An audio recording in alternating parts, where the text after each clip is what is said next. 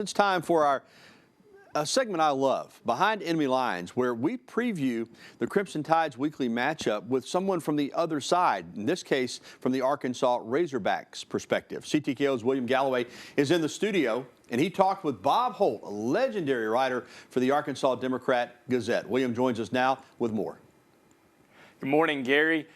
Beginning this season, many believed Arkansas was just out for the count. They had one of the most difficult schedules, and people think they weren't even going to win a game. They entered the season with a 19-game losing streak in conference play, and the outlook for them wasn't pretty.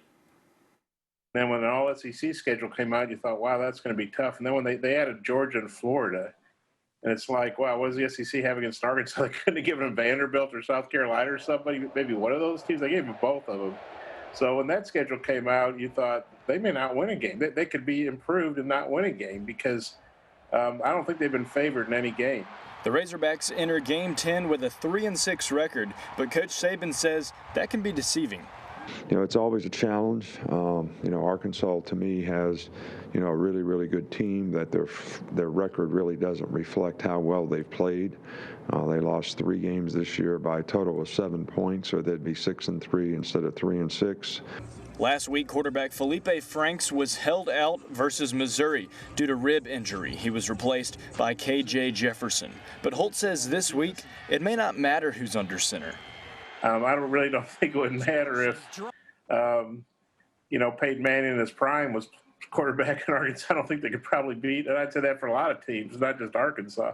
I mean, Alabama's just rolling over everybody pretty much.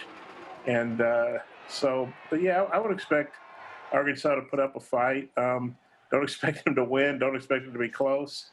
You know, their pass defense was really exposed at Missouri last week. And when you consider what Alabama can do in the passing game, I mean, I expect Alabama to roll big.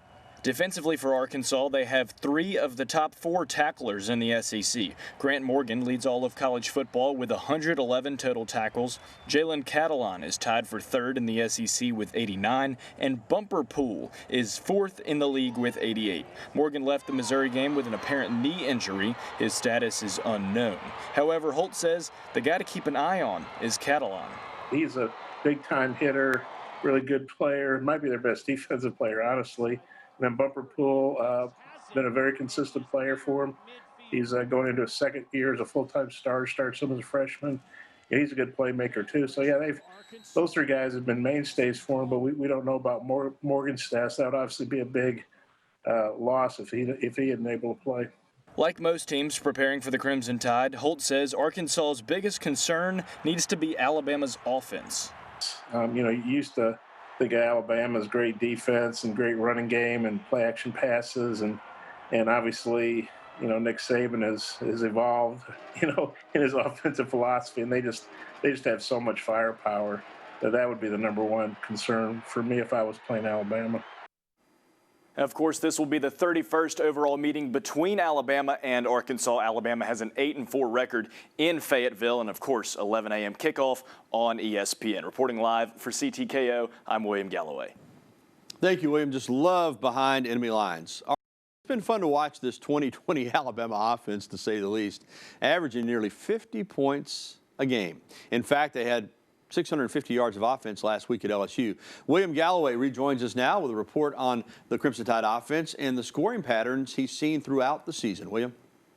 Hello again, Gary. This year has been so much fun to watch and featured one of the best Alabama offenses in the history of the program. But when you step back and take a look at the big picture of when and how Alabama has scored, something stands out. The Crimson Tide average nearly 49.5 points per game and have a season total of 443 points through those 9 contests. 57% or 253 of those points have come in the first half, and in the last 4 games when Alabama has totaled 201 points scored, 60% or 121 of those points have come in the first half. While this is not an outrageous number or percentage, it is worth noting, and even Coach Saban and Mac Jones acknowledged that they need to come out of the break stronger and play better offensively in the second half. I think the emphasis is always there is no scoreboard. You want to come out and play and reestablish the tempo of the game in the second half. I think there's been times when we've done this fairly well, and there's been times when, we've had a couple slow starts. So, it's always something that you're trying to focus on and work with, with the team. That's really, really important to make good halftime adjustments and get the players to come out to reestablish the tempo in the second half. And, we've kind of been up and down in that regard, but something that we certainly want to continue to focus on. I've been trying to find ways to just raise our energy coming out at halftime.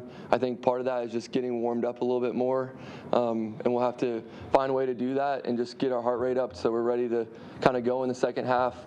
But at the end of the day, you got to just go out there and treat it like play by play. It doesn't matter if it's in the first play of the game or in the first half or the second half, but we definitely have to address that, and I'm sure our coaches will come up with ways to help fix that.